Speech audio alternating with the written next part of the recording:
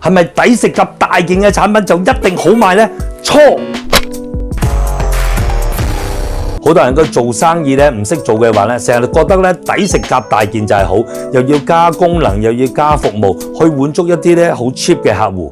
咩叫好 cheap 嘅客戶呢？即係話用1蚊買產品，要2蚊嘅質素，要有3蚊嘅服務，要有4蚊嘅保養，同埋5蚊嘅賠償啊咁樣。呢啲客我哋永遠滿足唔到佢嘅。首先咧，我哋要知道，這個世界不乏陰陽，無論一件產品咧都係有陰陽，即係話有虛同埋實嘅。實嘅就係講緊產品嘅功能，虛嘅就係講緊服務、價值、利益啊咁樣。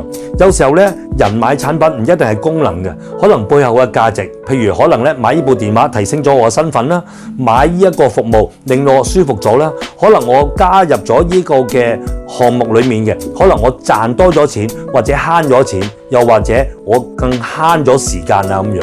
所以有時候我哋俾價值係等於俾虛，俾價錢嘅就等於俾實。但係如果你將所有嘅實去裝嵌咗你嘅產品同埋服務嘅話呢，咁可能呢你會蝕大本嘅。正確嘅方法呢，就係一件嘅產品有虛同埋有實，呢個先至係啱嘅方法。